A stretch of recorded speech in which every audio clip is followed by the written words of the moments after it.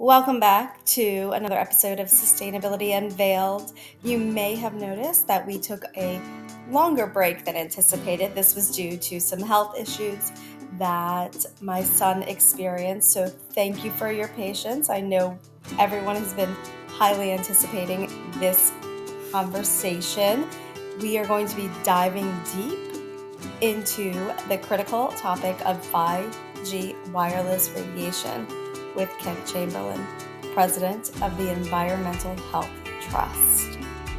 Sit back, take notes, and enjoy the conversation. Episode of Sustainability Unveiled. I am so pleased to have Kent Chamberlin on with us for an extremely interesting and important discussion on 5G wireless radiation exposure. Kent, welcome to the show.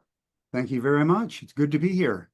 Yeah, so excited to be sitting down with you to have this conversation. Before we really get into the meat of what we're going to be talking about today, I'd love for you to give our audience just some background on who you are as a person and why this has become your life's work. Well, I think it's really important to find out something about whoever's presenting any information regarding 5G and wireless communication. So how I got into this was about 5 years ago. I was chair of the Department of Electrical and Computer Engineering, and my specialty area was electromagnetics, bio-electromagnetics, did things in biomedical engineering and radio frequency engineering.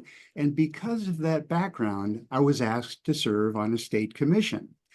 Now, the commission had been formed because legislators were being told by industry that they needed to roll out more facilities in the state. Yet these same legislators were being told by their constituents that they were being harmed by this wireless radiation, and they had the science to back it up. Now, legislators have thousands of pieces of legislation, of bills to work on in any legislative session, so they didn't have time to delve into it themselves, nor actually did they have the background. So they decided to form a commission with experts, unbiased experts that they could bring together to answer the question about wireless radiation harm once and for all. And like I say, I was asked to serve on that commission. And what is important to note is at the time I was asked to serve, I really didn't think that wireless radiation was much of a concern. I knew that you probably shouldn't hold your phone right up to your head 24/7. But in terms of putting it in your pocket or having them on or having other cell phones operating around you, I did not think that was an issue at all. And we can talk more about why I thought that as we get into this discussion today. So anyhow, the commission was formed. We had people with backgrounds in medicine, two medical doctors, toxicology, epidemiology, biostatistics, physics, my area in electromagnetics. So we had the right expertise to answer the questions being posed to us. Questions like, and these questions were built into the legislation that convened the commission. The questions like, if wireless radiation is harmless, why won't insurance companies insure against it? Not even Lloyd's of London. So insurance companies won't touch this issue because they know there's a risk. And to make a long story short, that was the finding of our commission, and that is wireless radiation, including 5G, and we can talk more about the difference between different frequencies and different generations of cell phones, but basically they are all harmful. And it didn't take all that much digging to find that out. So after finding that out, and after the commission ended, kind of made it my what would you call it? Life's purpose is maybe too strong, but I felt a strong responsibility to go out and let people know what the commission found out. People aren't likely to hear this message from many other places. They're certainly not going to hear it from industry, and they're not going to hear it from many news outlets, because after all, who are some of the major advertisers in those news outlets? Well, telecom. And who owns right out some of these news outlets. So that's how I ended up actually with you today. And that is, I'm trying to spread the message. I feel like I'm credible, based upon how I learned this information. And what I've heard so many times from telecom people is they'll claim, oh, there's absolutely no harm at all to exposure. And people who are claiming that they, it makes them sick, they're electromagnetically hypersensitive. Well, it's all in their heads. Well, that is not what the commission found out. It's a real phenomenon, electromagnetic hypersensitivity, and more people are likely to become or have to deal with it because of the ever rising levels of radiation exposure. So that's my spiel about how I got here. No, it's such an interesting topic and something that I don't think the average consumer, average person really spends a lot of time thinking about because we live in the world of right here, right now, and convenience. So after, the commission met and you presented these findings, what happened? Well, that's the $1 million question.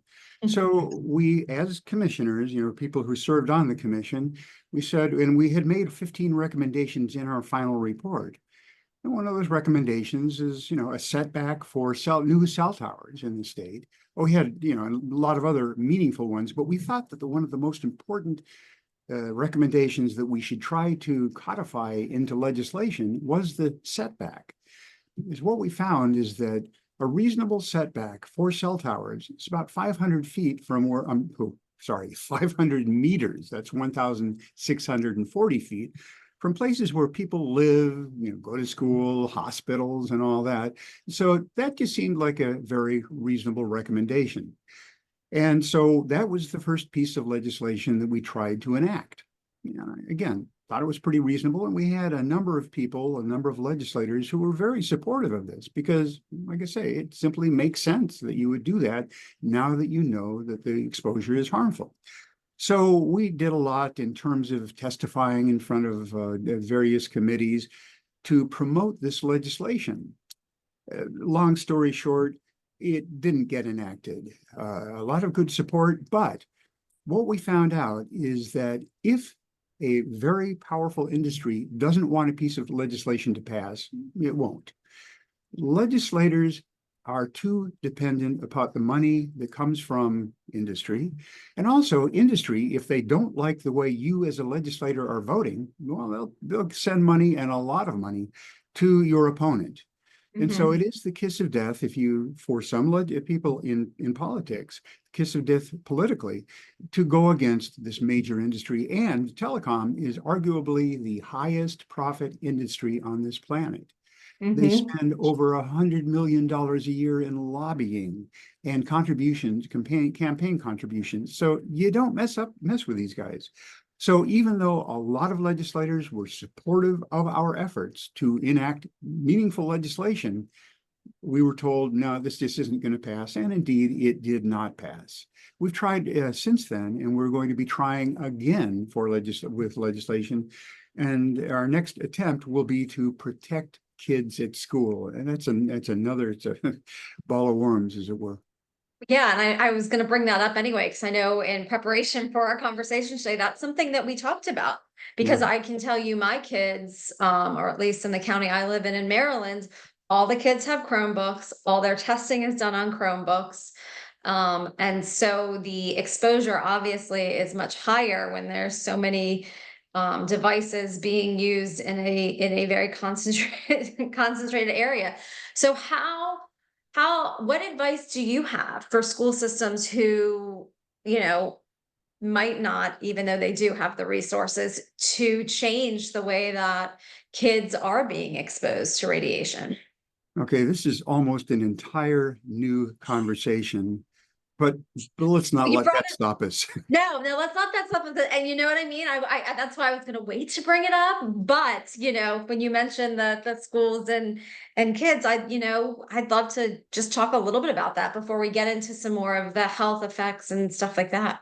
Okay, yeah, we absolutely can do the deep dives in the other areas. But before I answer your question about schools, I would let you know that I am the chair of a school board, a local school board. So I'm not going to be saying all these ivory tower things about what should be done, but actually some things that can be done and should be done that would cost very little because I know the budget realities of running a school. So I'm not going to say, oh, well, you need to do this. The first thing is to look at the location of the wireless access points, the routers, the wireless routers. Sometimes they're in classrooms and right over kids' heads. The exposure at those points are very high. But if you were to move these same routers into the hallway, and again, I know that's not necessarily a small task, but you can do it. That's going to lower the radiation in the classroom and only give those higher exposures while kids are going between classes. That's just it makes sense. That's something an engineer would come up with. And so that's one thing you could do. Also, there are low power wireless routers that you can get. Now, I know we're talking money now, we're talking about swapping out routers, but they are available where they advertise, and the early evidence suggests they do lower exposures by up to 90%, or I'm sorry, Wow. 90% or more. It's Wow.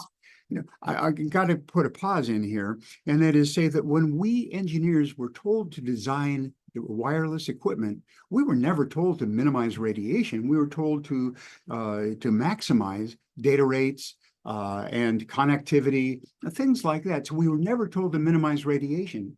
But if we do have that as a goal, we can make these devices much, much, much quieter and radiate a lot less. So I've mentioned buying a new router, but there's something else.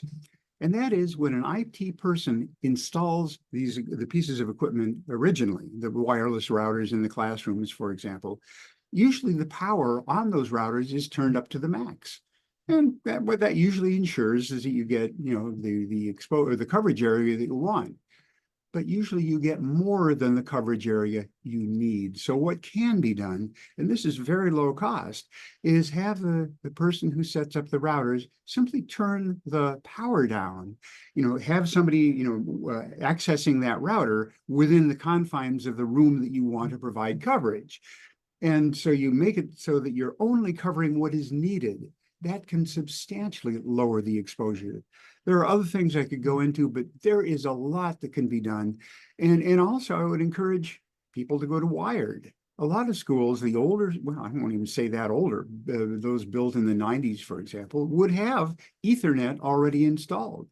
And I think that should be made as an option for students. Or perhaps you can have one classroom dedicated to wired only connections, because what schools are finding is that there's an increasing number of students who are sensitive and do need to have some relief from exposure. A lot to think about. Oh, there is.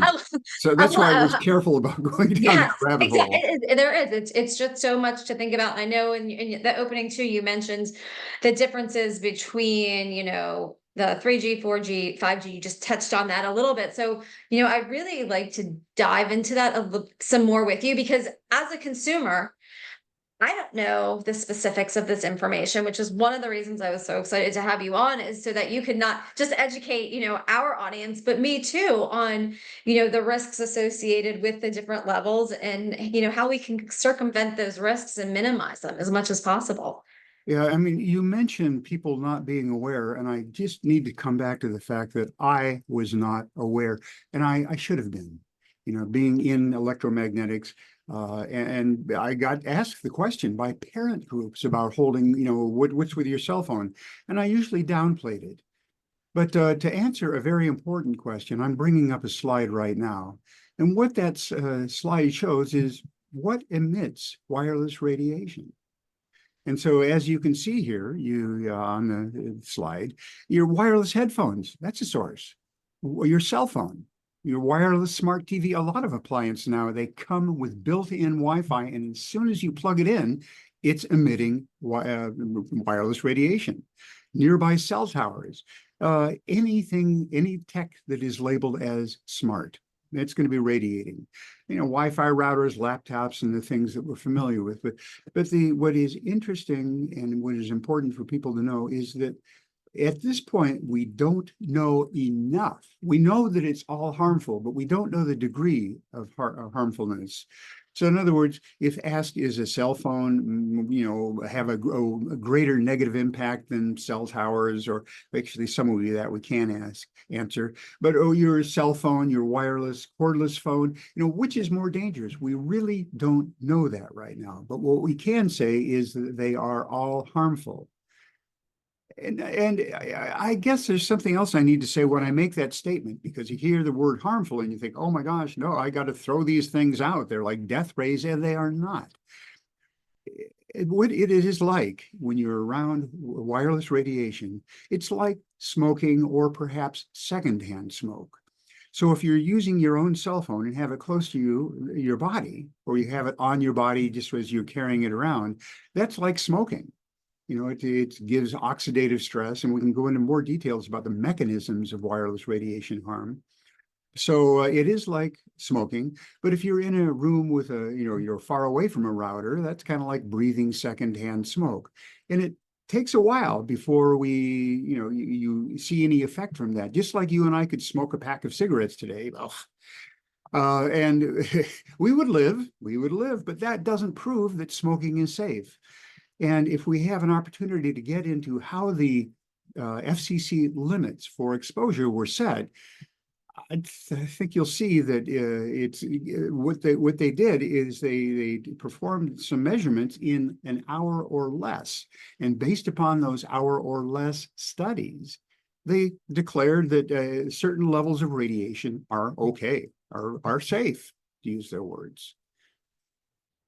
I'm just trying to think an hour of time, which is not what made, do you know, and maybe you don't, but what made the FCC decide on a specific time, like 60 minutes is enough to provide us data that is going to affect pretty much everybody, the entire population?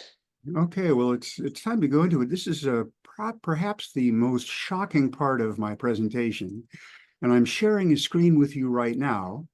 And that screen shows how the FCC limits were derived.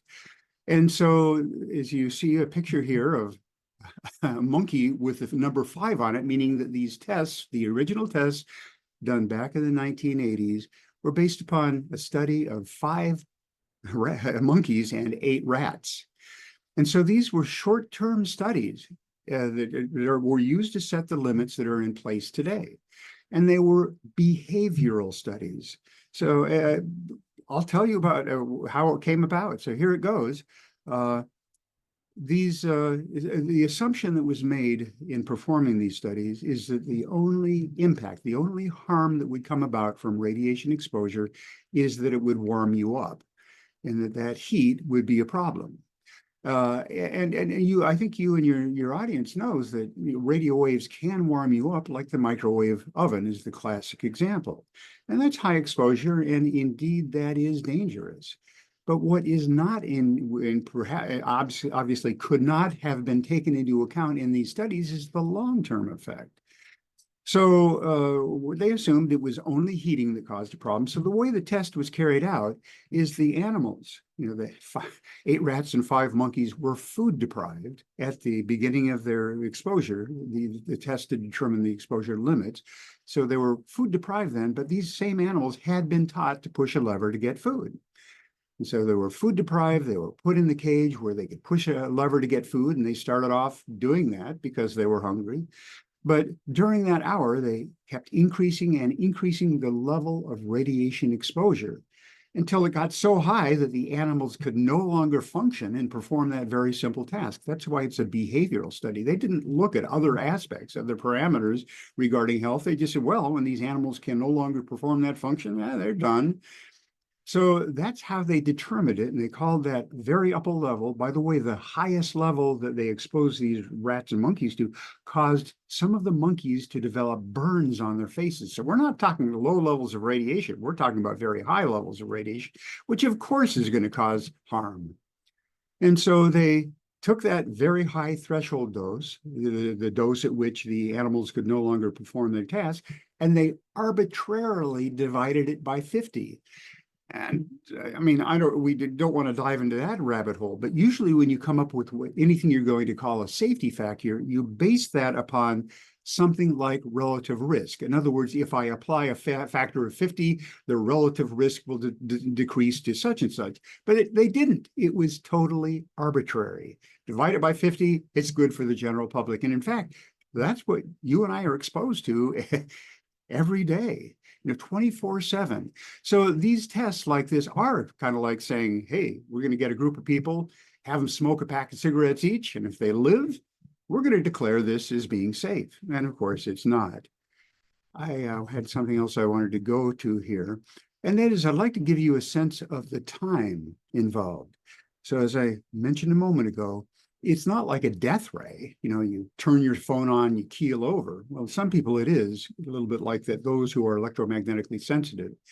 But for at this point, the majority of people, and the reason I say at this point is because as the radiation levels increase, the number of people who are sensitive is increasing.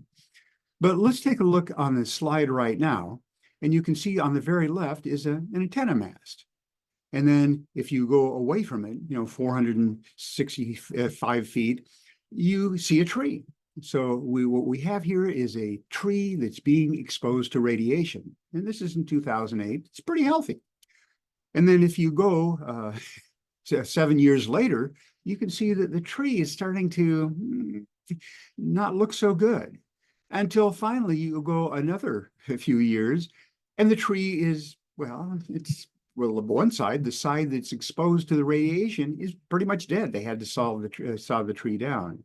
Now, there are lots of examples of this. The people in Germany did a study of like 100 trees, and that same study is continuing to go on. And what it shows is with prolonged exposure to wireless radiation, even something that we think about as being as hardy as a tree will die as a result of that. And so the same type of thing is true with humans, and that is with long-term exposure, it eventually gets you, just like smoking. First week of smoking, no problem. The first hour of smoking, no problem. But after years of smoking, just like after years of exposure, yeah, it's gonna be harmful. It becomes a problem. I mean, I guess the one of the most staggering parts of the slide, and just to let viewers know, or people who are listening, if you're listening to this just on audio, you will have a chance to look at the slides and resources that Kent is providing. It's going to be on the podcast page, so don't feel like you're missing out on anything. You'll be able to see exactly what Kent was talking about on his slides. But going back to what I was starting to say is, these guidelines were established in the 1980s. Yes. Oh, well, 2020. no, I'm sorry. The research to set the guidelines Yes, was set back in the 80s. It in the wasn't until 80s. 1996 that was really written into law. Okay.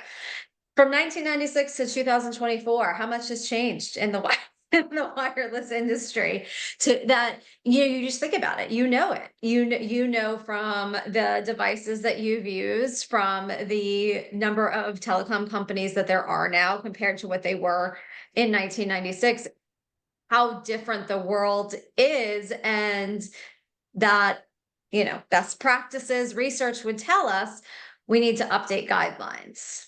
So, Oh my gosh. Well, and and that's a whole other dive I know we could take.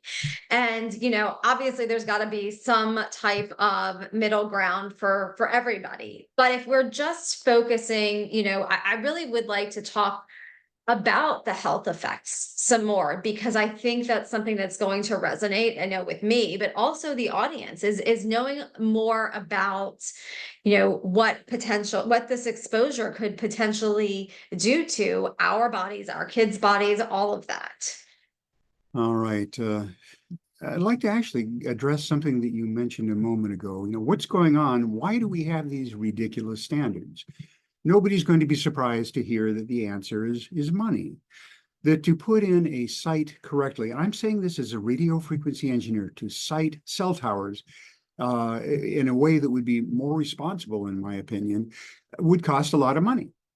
And we can talk in detail about siting. I don't think we need to do that right now, but it's a thing of money. And also, if people realized, if there was general acknowledgement about the harm of wireless radiation, it would profoundly affect people's relationship with this. And I'm holding up my cell phone right now. I love my cell phone.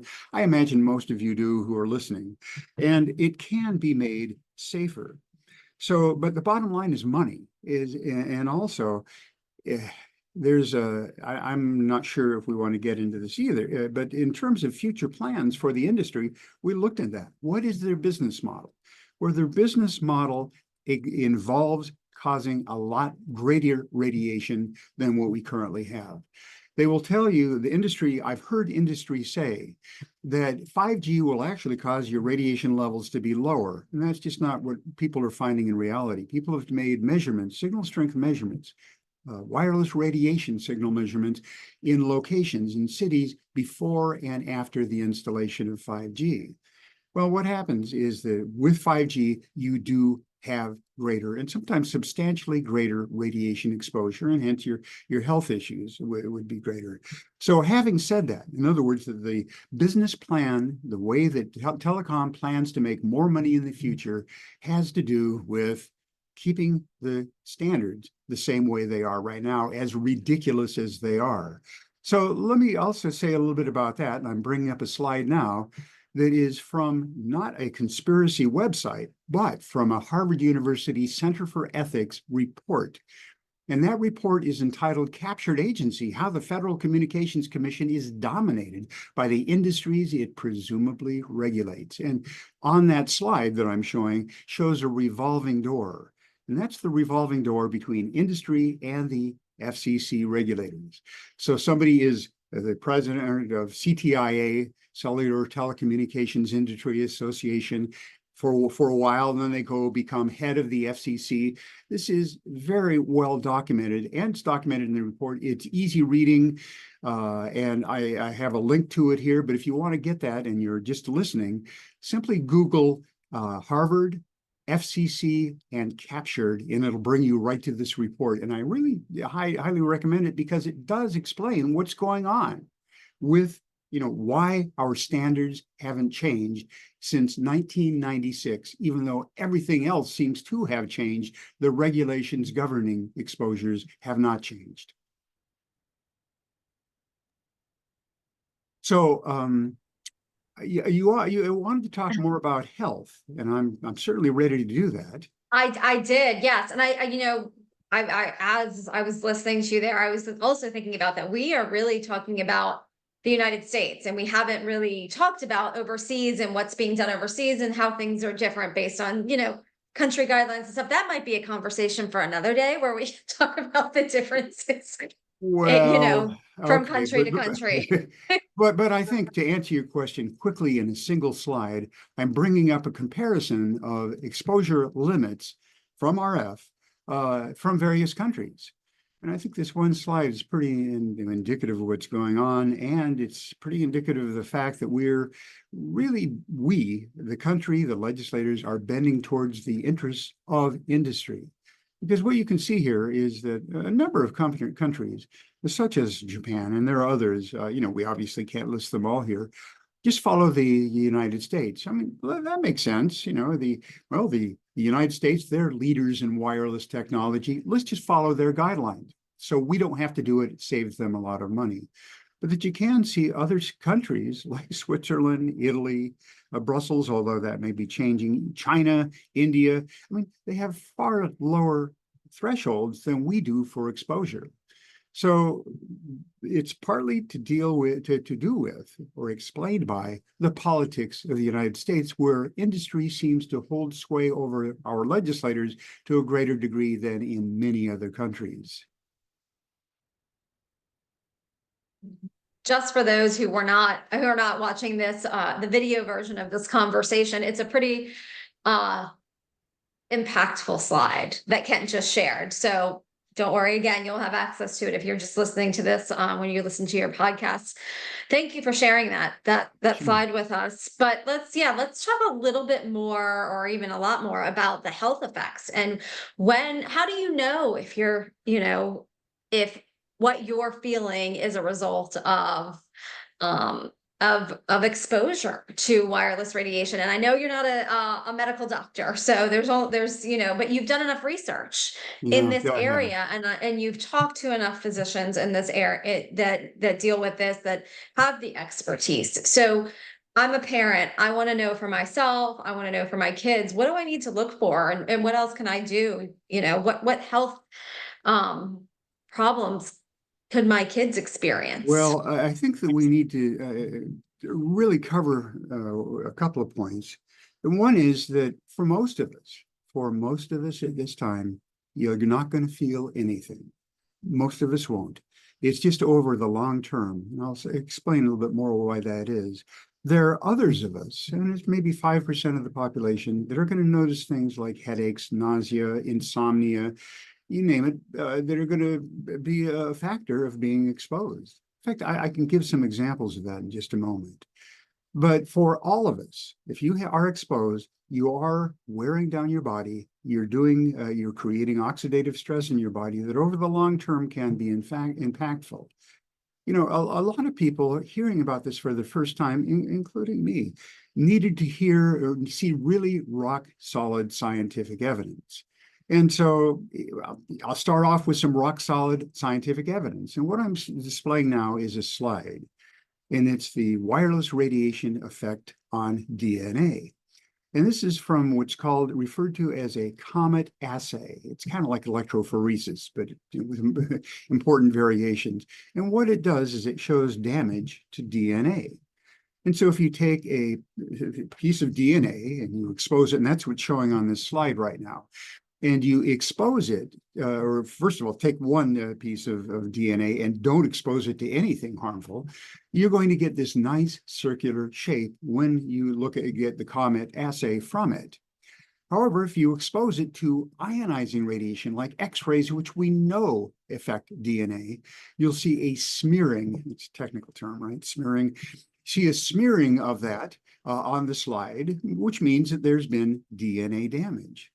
But now you take also some DNA and expose it to 24 hours of mobile phone exposure, and you're going to see similar damage.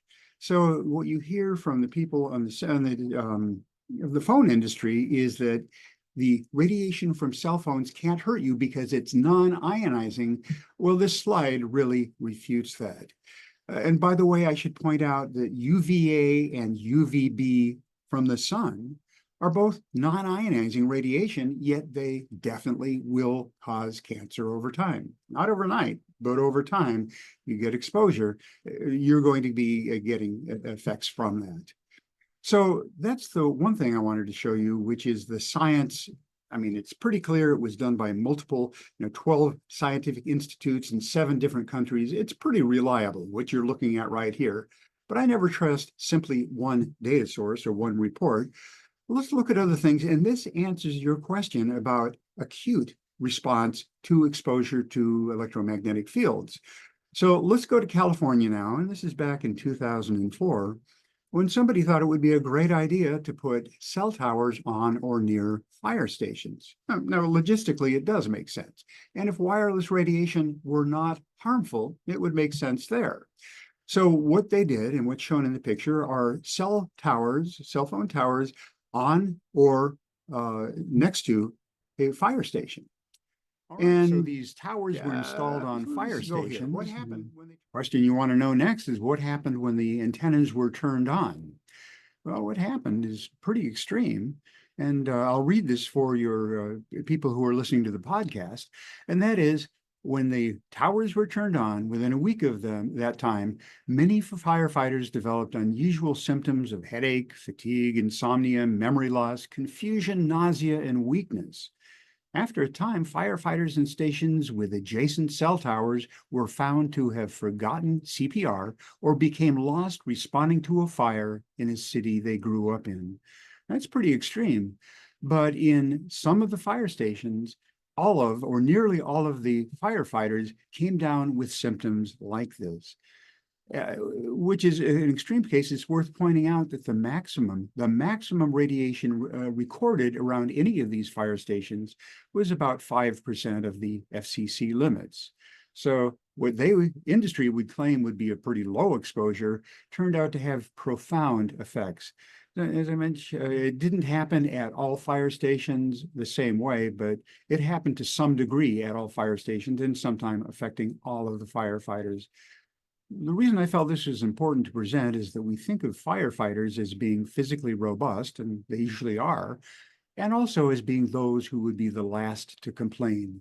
So to have this type of response from firefighters indicates the severity of exposure and the severity of electromagnetic hypersensitivity, which I noted before is something that's likely to be on the increase, or it has been shown to be on the increase everywhere in the industrialized world where radiation levels are increasing.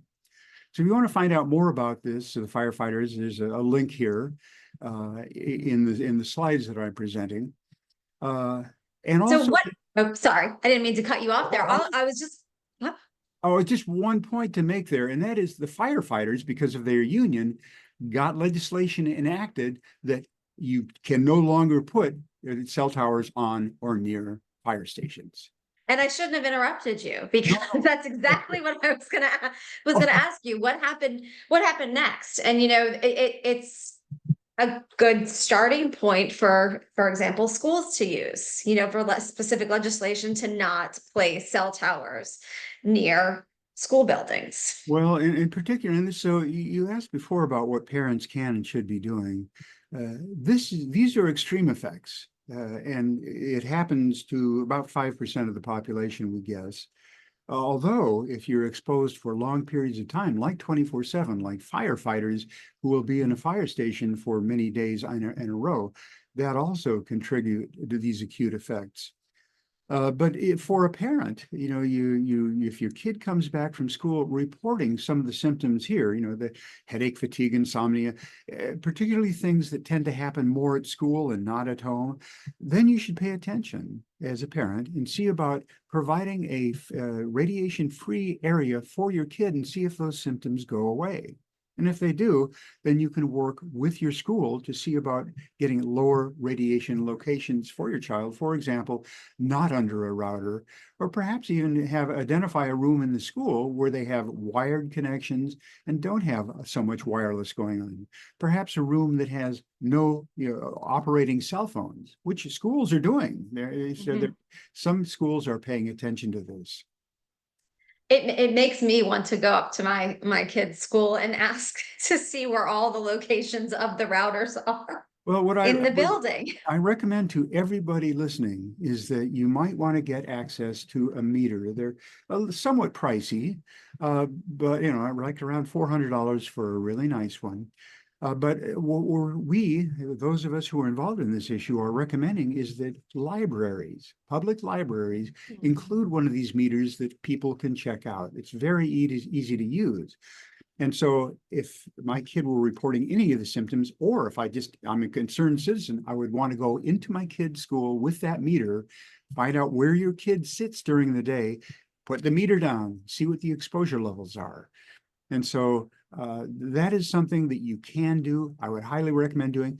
And the reason I'm suggesting that you don't simply go in and look for things is sometimes these like wireless routers and even cell towers are hidden from the public.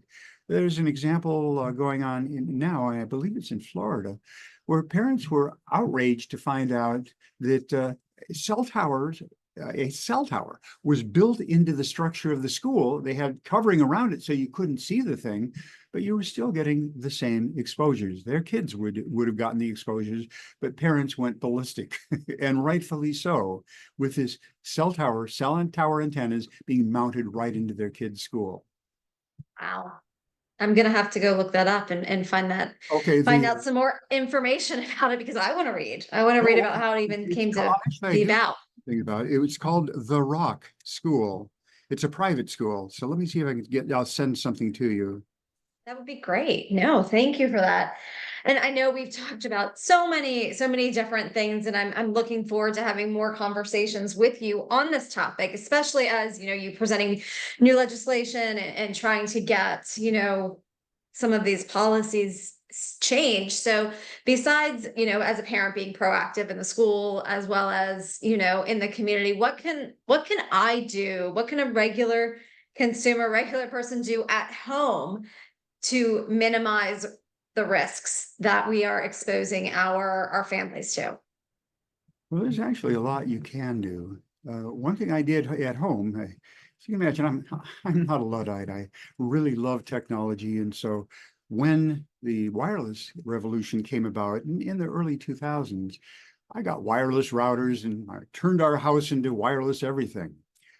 Before that, we had used Ethernet that I installed myself in our home in the 1990s. You know, the internet came out. That was the only way to access the internet. And so I had Ethernet cables installed. I installed them, and they worked fine for years. But then wireless came about, and well, it's more convenient. Let me just use that. Well, I did for a long time, and then I served on the commission and found out that, oh my gosh, no, this wireless radiation is harmful. I don't want to be exposed to it. So what I did is I went back to this 1990s technology, plugged in Ethernet cables to my computer and to the wall outlet, and without having to do anything, it still worked perfectly. I plugged in the hub and the routers and all that to the right places. So that's, and by the way, by doing that, I not only lowered radiation exposure a lot, but I also, the performance on the computer was amazing. I was astounded by how blindingly fast it was. Wireless is kind of slow compared to wired. And so that's one thing that I did, and I would recommend that people do that. So now by having wired outlets, and by the way, you can get connectors for your phone so you can plug it in. You can get connectors for your computer, even if your computer does not have an RJ45 connector plug. You plug it into the USB port, and they're not expensive, but you can plug in your laptops. You can plug in all of your computing devices that way. And also, you can go around your home with a meter. So get access to it. Ask your library if they will make one available. Some places have done that already. And then go in your home and find out where the exposure points are.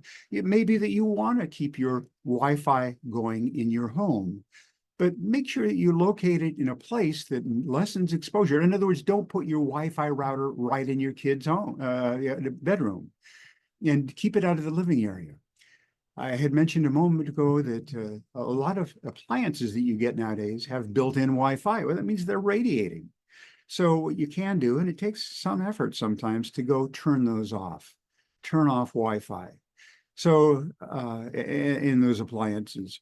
So just there are a lot of things you can do. And the main thing that I recommend is simply doing it yourself and doing it with a meter to find out what minimizes exposure. You know what? I didn't even think about appliances, and we have a wireless oven that I could be on the other side of the world and turn it on and use the app on my phone Why would you and turn want it on. to? That, you know what I mean? That's just, well, when my husband has been coming back from sports events with the kids and I'm not here, and he's like, "Can you preheat the oven for me, please? Because so it's ready to go when I get home." Just again, you talked about convenience. It's convenience. And I'm thinking, I know where our router is. It's in our utility room in the basement. Mhm. So it's not, it's probably the best place in the house it could be in terms of reducing exposure to it. So, but these are one of the, I think, most interesting parts and most interesting takeaways from this conversation that I personally am going to have is just to ask more questions, do more research, and really, explore all of the ways that myself as well as like my family is exposed to the wireless radiation. Yeah, that's what you can do.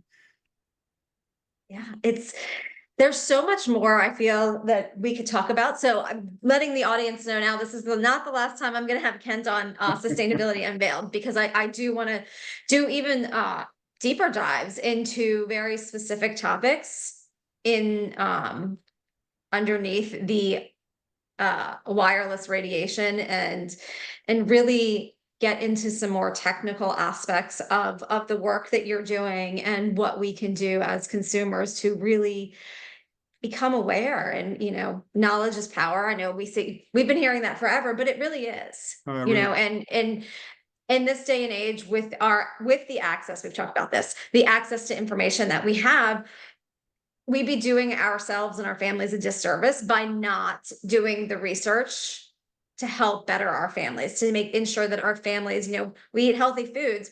We've done research along with healthy foods and exercising, and we know the importance of that. This also plays into it.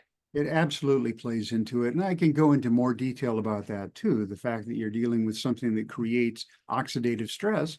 I mean, you mentioned eating healthy food, and you probably eat to take vitamin C and eat blueberries, right? To lower your free radicals.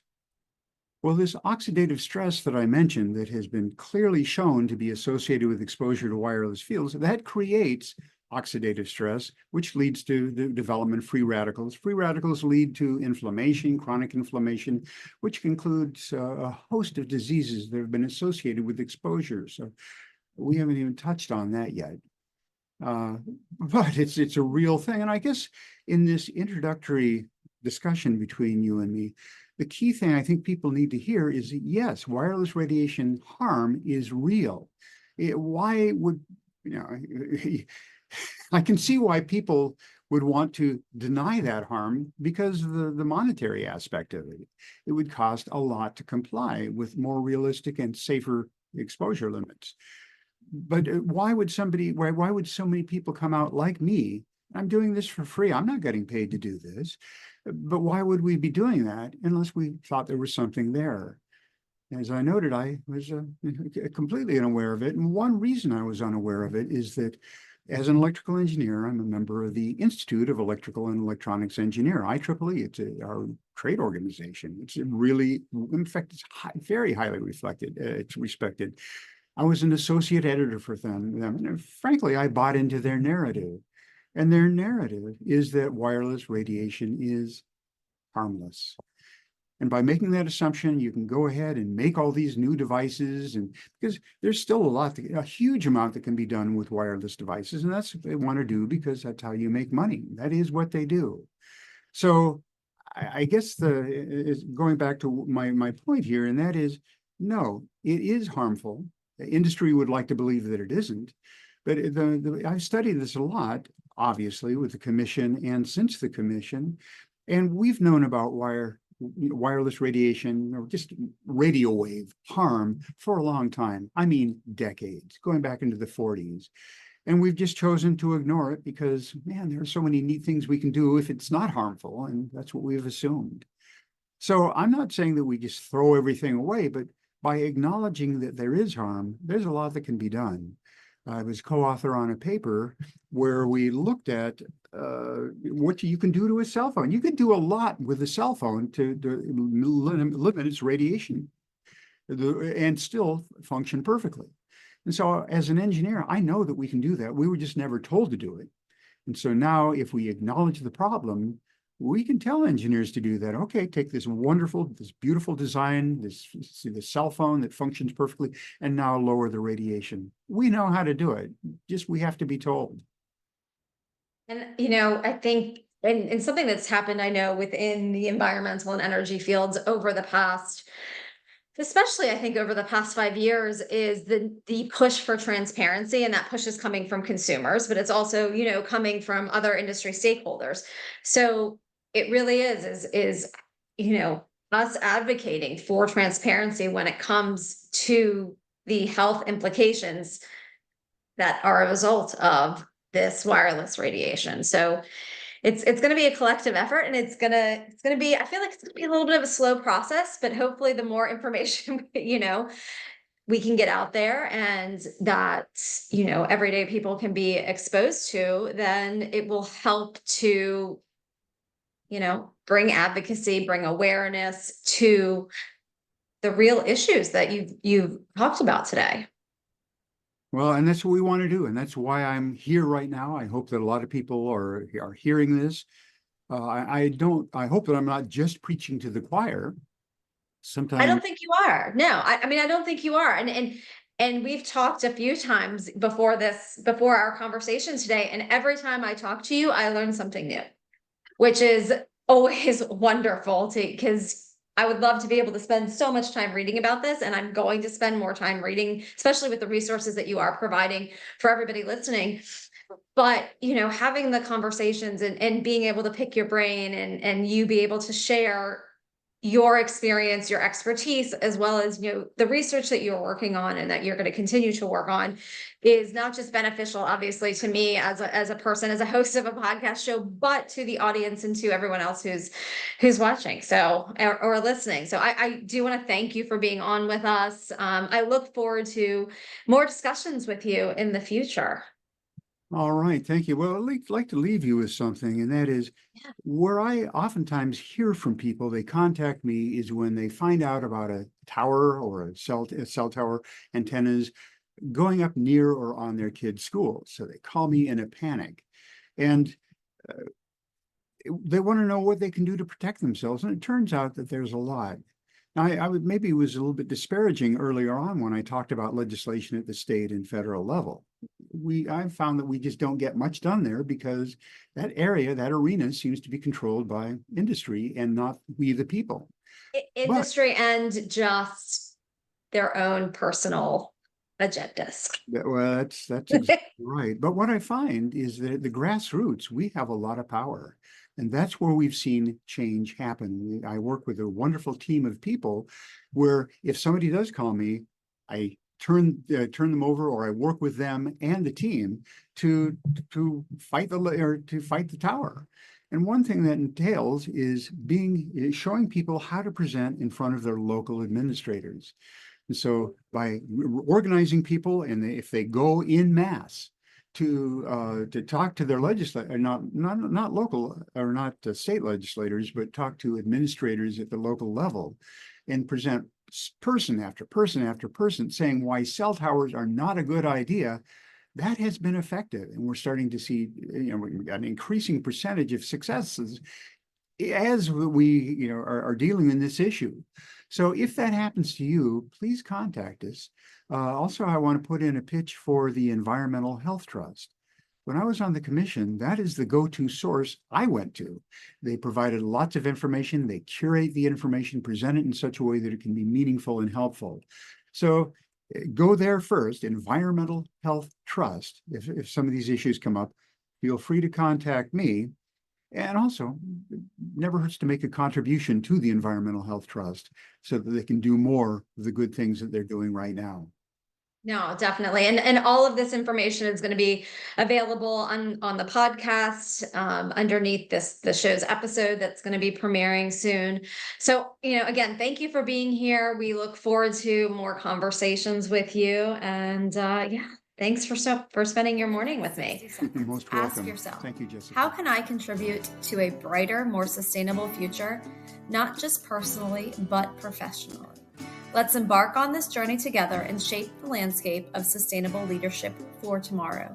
Take the first step now and make a commitment to lead with sustainability in mind. That's all for this episode of Sustainability Unveiled.